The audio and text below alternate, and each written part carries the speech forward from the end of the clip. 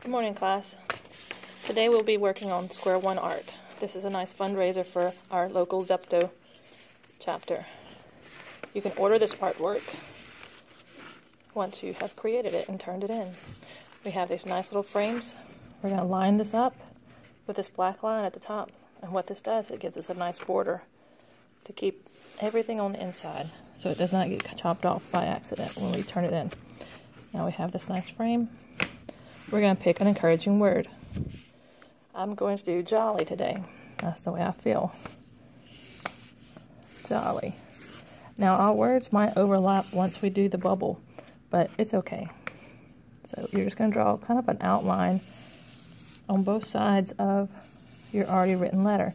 Try to keep it the same distance, but you don't really want it completely perfect.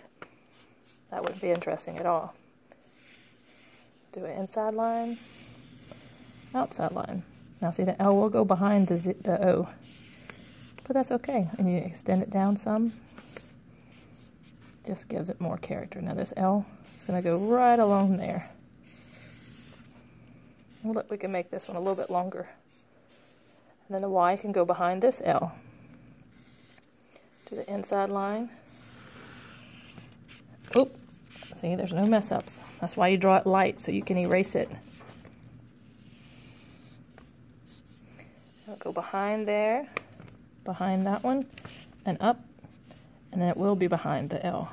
Then we do our caps. Now, the reason we draw it so light is so we can erase that original word. So erase this, erase this. Now we're going to act like we erase this through all the other letters. But you see what I'm going out, huh? Make sure you erase these lines, not the outside lines. I know it gets confusing. Then what you'll do is get your crayons. Now, once we watercolor, these crayons won't be covered up by the watercolor. They're wax, so they resist the watercolor. I like to use white because it's really neat and it's stark. You're going to do lines, dots, shapes, but do not color in the entire letter. You're just going to do lines. If you do choose to do white, you're just going to have to tilt your paper to see where you've put it before. In the light, you can kind of see. I don't know if you'll be able to see on the video camera, but know where it's at. And you could do little dots. It's fun just to make each one different. It's a lot of fun. Use your favorite colors. Do some cool shapes. Remember, we're not coloring in an area. We just got through studying lines, so I'm pretty sure y'all know how to do some major lines. And make sure you press hard. You don't want to do a line like this, because then you won't be able to see it. You want to do hard. We're going to choose all different kinds of colors.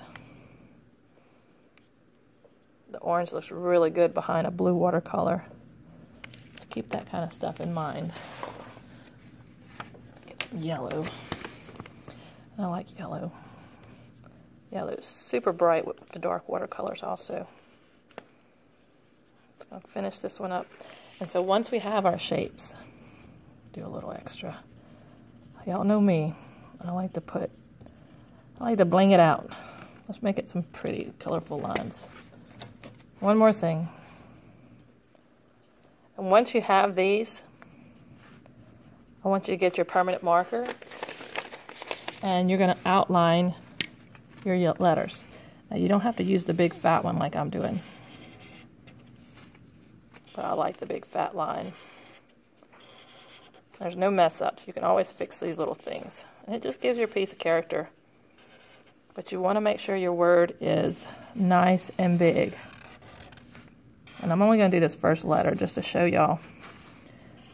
Now remember, my J goes on top of the Y. So that's where the black marker will go on top. And we outline the Y, we'll go like this behind it. Once you have your letter outlined, you're going to work on your border. Now I like just to do fun stuff. Fun, bright. Oop. Fun, bright. Don't worry if you break a crayon. It's okay. But that comes with the territory of pressing down hard. You could do some fun little things all the way around. You could do a different pattern if you want. I keep it the same. And that's what we're doing today.